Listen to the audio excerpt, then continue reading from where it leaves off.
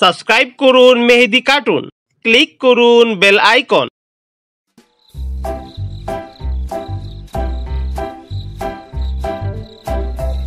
এভাবে রাতের বেলা ঘুরতে যা ভালো লাগে না, ভীষণ মজা হয়। আকাশে কত সুন্দর চাঁদের আলো, চারিদিকে আলো একেবারে ঝলমল করছে। এমন জ্যোৎস্না রাতে গান গাইতে ঘুরতে ভালোই লাগে। মিসকে শিয়াল নিজের মনের মাধুরী মিশিয়ে গান গাইতে থাকে আর রাস্তা দিয়ে হাঁটতে থাকে।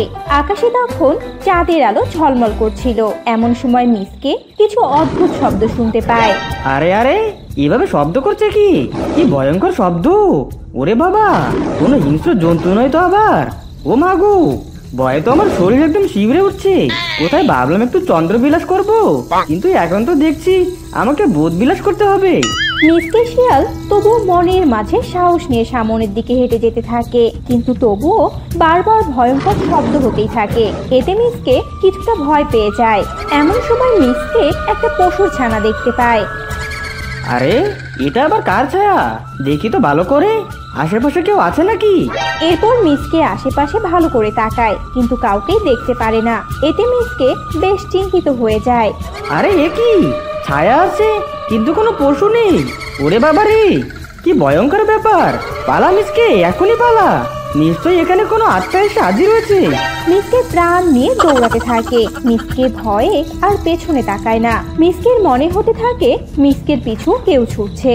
মিসকে দৌড়াতে দৌড়াতে নিজের গুহায় চলে আসে আর জ্ঞান হারিয়ে ফেলে। এইভাবেই সে রাত কেটে যায়। পরের দিন সকালে মিসকে, এই মিসকে, কি রে, তুই কিনা এখনো পড়ে পড়ে ঘুমাচ্ছিস? তোকে তো এত বেলা অবধি কখনো ঘুমাতে দেখি না। কি রে, আমার কথা শুনতে পাচ্ছিস না নাকি? মিসকে, এই মিসকে, আরে মরে টরে গেল নাকি? বল্টু শিয়াল এভাবে মিসকে ডাকতে থাকে। অবশেষে অনেকবার ডাকার পর মিসকে শিয়াল নিজে সাড়া দেয়। আরে, আমি এখানে এলাম কি করে? হ্যাঁ রে, দেখি তো তোর মাথা ঠিক আছে কিনা। তুই তোর গুহায় থাকবি না তো কে থাকবে শুনি? কি যাতা বকছিস? কাল তো মনে হয় আমি জঙ্গলে ছিলাম। তারপর কি হয়েছিল? এ কি, আমার মনে পড়ছে না কেন? আমি কিছুই মনে করতে পারছি না কেন? মিসকে অনেক মনে করার চেষ্টা করে। অবশেষে মিসকের সব কথা মনে পড়ে যায়।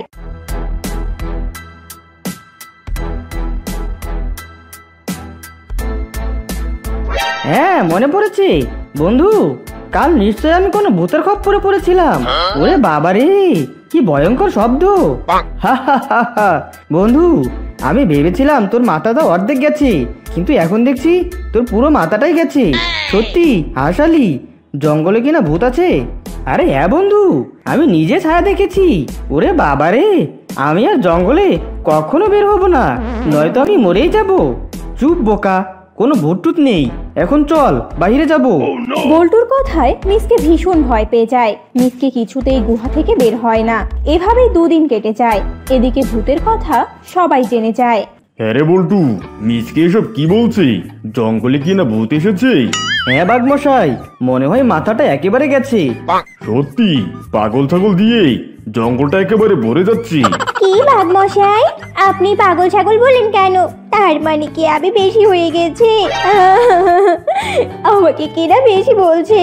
ছাগল সেখানে কান্নাকাটি শুরু করে দেয় আর বাঘ পড়ে যায় মহা বিপদে। আরে আরে, কেউ থামা, থামা ওকে। আরে ছাগল তো আমি ওটা কথার কথা বলেছি, কি মুশকিলে পড়ে গেলাম। সবাই ছাগলকে চুপ করায়। এভাবেই 2-3 দিন কেটে যায়। এদিকে একদিন, ও বাবা গো, এখন নাকি আমাকে আবার বোনের বাড়িতে যেতে হবে। বুঝি না বাবা, আমার বোনটা আবার এত তাড়াতাড়ি ডেকে পাঠালো কেন?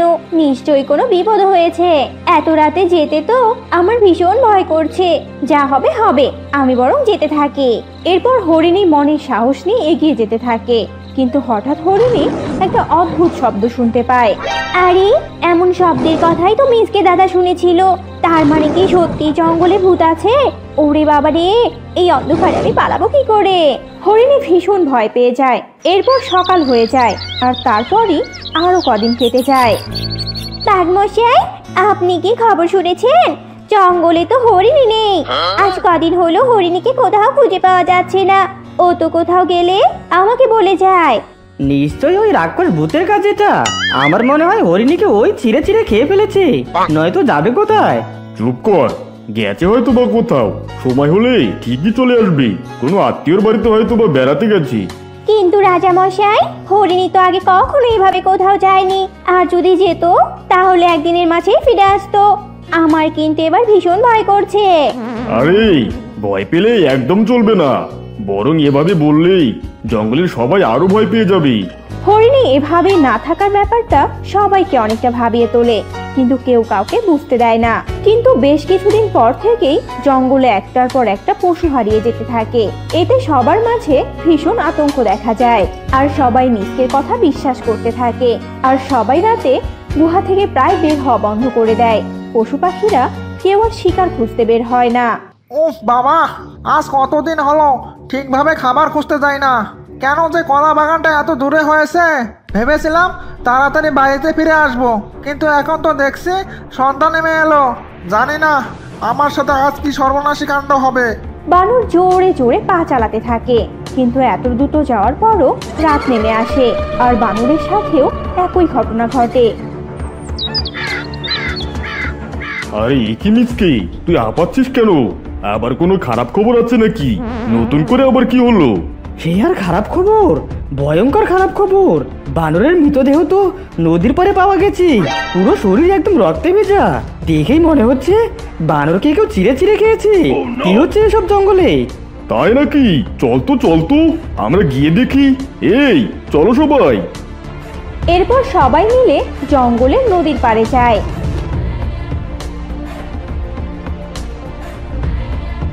ওরে বাবারে, নিশ্চয়ই এটা ভূতের কাজ।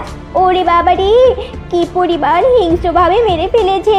সবাইকে পালাতে হবে। কি হলো, সবাই এখনো দাঁড়িয়ে আছো কেন? পালাও। সব পশুরা সেখান থেকে পালিয়ে যায়, কিন্তু বাঘ বসে বসে তা দেখতে থাকে আর কিছু একটা চিন্তা করতে থাকে। সবাই তো ভাবছে ভূত, কিন্তু আমার মাথায় তো অন্য কিছু চলছে। আসলে কি কোনো আত্মাভূত আছে, নাকি কোনো হিংস্র পশু? আমাকে ব্যাপারটা ভাবতেই হচ্ছে। কোথাও তো একটা জটলা আছেই, এই জটলাটা আমাকেই খুলতে হবে। বাঘ ভাবতে ভাবতে সেখান থেকে চলে যায়। এভাবে আরো 2 দিন কেটে যায়। এদিকে সব পশু পাখিরা একসাথে মিলে আলোচনা করতে থাকে। এমন সময় টুনি পাখি ভয়ে জড়সড় হয়ে সেখানে আসে। মহারাজ, কাল রাতে আমার ঘুম ভেঙে গিয়েছিল, আর আমি চোখ খুলে একটা ভয়ঙ্কর ছায়া দেখেছি। ওরে বাবারে, শরীর থেকে আবার আত্মাটা প্রায় বেরিয়ে গিয়েছিল। টুনির কথায় সবাই আরো ভয় পেয়ে যায়। আরে টুনি, কি হয়েছে? চুপ করো সবাই। সবাই কি পাগল হয়ে গেলে নাকি? আমার মনে হয় এসব কোনো হিংস্র পশুর কাজ, তাই আমাদের সবাইকে এক হতে হবে। ওরে বাবারে, না না, আমরা এসব নিয়ে কিচ্ছু করব না। জীবনটা চলে যাবে। যাব না। ওটি তো কোনো হিংস্র পশু নয়। বাঘের কথায় রাজি হয় না কেউ। অবশেষে বাঘ সবাইকে বোঝানোর পর সবাই রাজি হয়। এরপর তারা দোষীকে বের করার জন্য একটা বুদ্ধি বের করে, আর রাতে বাঘ একাই রাস্তায় হাঁটতে থাকে, আর বাকি পশুরা সবাই আড়ালে লুকিয়ে থাকে। এমন সময় তারা সবাই মিলে সেই ভয়ঙ্কর আওয়াজ শুনতে পায়, আর বাঘ সামনে তাকিয়ে দেখে একটা বড় সিংহ। সবাই বেরিয়ে আসো, তাড়াতাড়ি এদিকে আসো।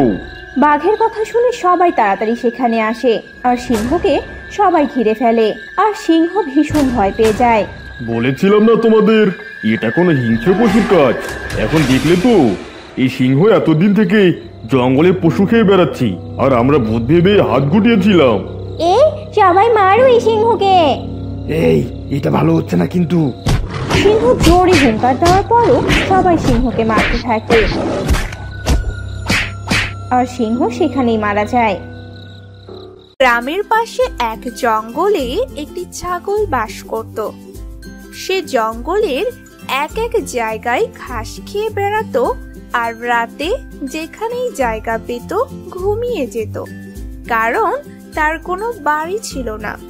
সেই জঙ্গলে একটি গরুও ছিল, তারও কোনো বাড়ি ছিল না।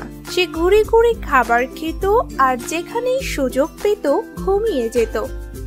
একদিন ছাগল নদীর পাশে ঘাস খাচ্ছিল আর হাঁচি দিচ্ছিল। খাচ্ছি, আর ভালো লাগে না। কাল বৃষ্টিতে ভিজে ঠান্ডা লেগে গিয়েছে, আর কতকাল এভাবে যাবে। এখন নিজের একটা থাকার জায়গা দরকার, কিন্তু আমি একা কিভাবে করব? কারো সাহায্য পেলে কাজটা সহজ হতো। এই বলে সে ঘাস খাওয়া শুরু করে। আর কিছুক্ষণ পর সেখানে গরু চলে আসে। আরে ছাগল মশাই, কেমন আছো? খাচ্ছি। আর বলো না গরু ভাই, অবস্থা খুব একটা ভালো না। কেন, কি হয়েছে? একটা ঘর নেই থাকার জন্য, তাই কাল বৃষ্টিতে ভিজে আমার এই হাল। তুমি বলো, তোমার কি খবর?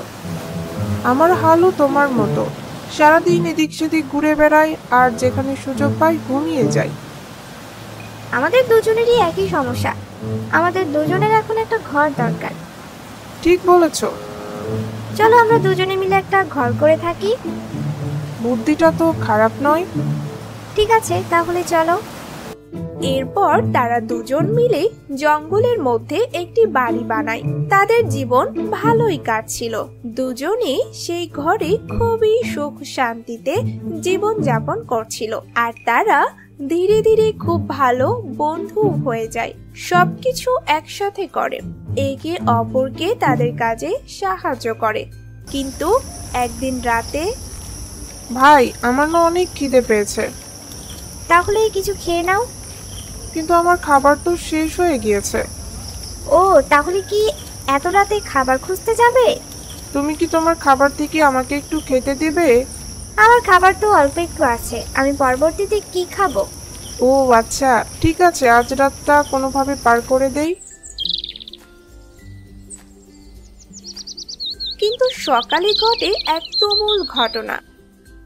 এ কি, আমার খাবার কোথায়? এখানেই তো ছিল, কোথায় গেল? তখন সেখানে গরু চলে আসে।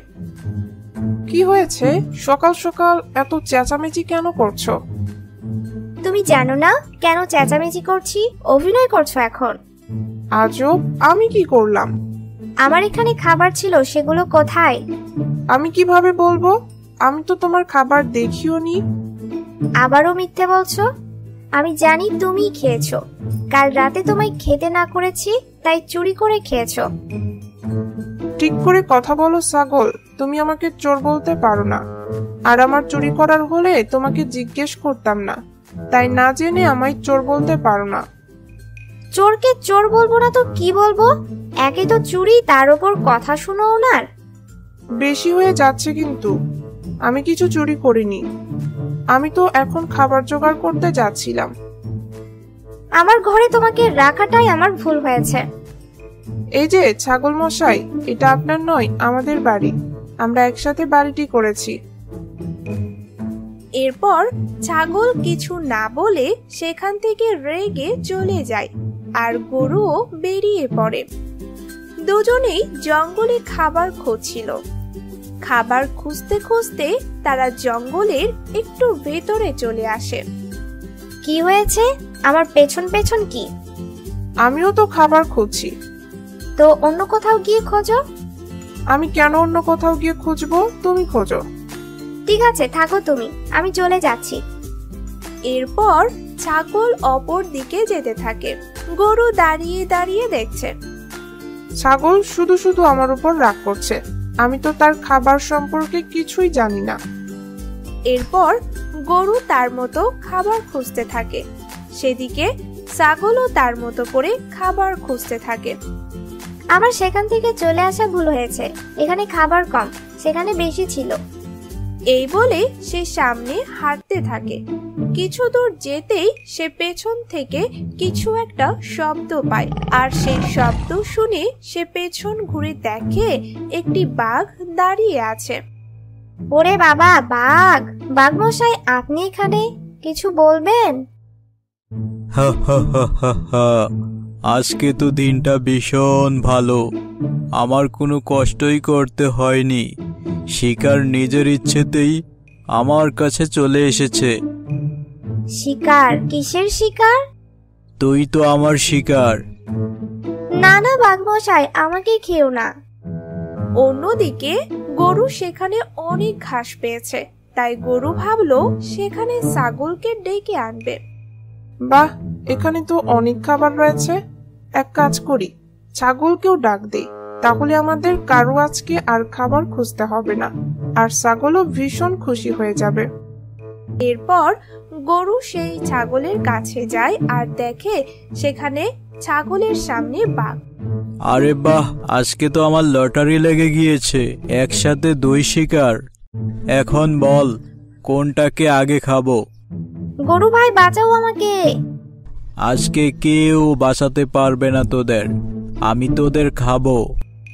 বাঘ হুঙ্কার দিতে দিতে এগিয়ে যেতে থাকে। ছাগল কাঁদতে শুরু করে। ছেড়ে দাও আমাদের। ও ভাই কি যাই, একই জঙ্গলে থাকি মোরা, করব কেন লড়াই? যদি না খাই তোদের আমি, বাঁচবে কি করে মোর প্রাণ? বাঘমশাই আমাদের খাবেন না, আমরা অত্যন্ত দুর্বল এবং আমাদের শরীরে গোস্ত নেই। আমি তো সকাল থেকে কিছু খাইনি। আমি তো রাত থেকে কিছু খাইনি। সত্যি? সত্যি বলছি, আমি তোমার খাবার খাই নাই। চুপ, তোদের দুজনকে একসাথে খেলে তাতে আমার হয়ে যাবে। আমাদের যেতে দিন, এই পথে আরো 2টি ছাগল ও আরো 2টি গরু আসছে, তারা আমাদের চাইতে অনেক মোটা তাজা, আপনি তাদের খেতে পারেন। কোথায়? আরে ওই যে, মনে পড়েছে? মনে পড়েছে, ওরা তো এখানেই আসবে। আমরা যাওয়ার সময় ওদের বলবো এখানে বেশি খাবার আছে, তাহলে ওরা চলে আসবে। আপনি আমাদের ছেড়ে দিন। বাঘ মনে মনে চিন্তা করলো, মোটা তাজা 2টি গরু ও ছাগল পাবো, তাহলে এদেরকে যেতে দিই। ওইটা পেলে আমার 2 দিনের খাবার হয়ে যাবে। ঠিক আছে, তোরা যা তাহলে। এইভাবে বাঘকে বোকা বানিয়ে ছাগল ও গরু তাদের ঘরে ফিরে আসলো, আর এসে দেখে সেখানে ইঁদুরের পায়ের ছাপ। আর এটি দেখে ছাগল বুঝতে পারে তার খাবার গরু নয়, আসলে ইঁদুর নিয়ে গিয়েছে। তারপর ছাগল তার ভুল বুঝে গরুর কাছে ক্ষমা চায়। আমারই ভুল হয়েছে গরু ভাই, আমাকে ক্ষমা করে দাও। আরে আমরা তো ভালো বন্ধু, আর বন্ধুদের মাঝে কিসের ক্ষমা? তারপর দুজনেই আবার ভালো বন্ধু হয়ে যায়। For more updates, subscribe to our channel, click the show links and enjoy watching the videos.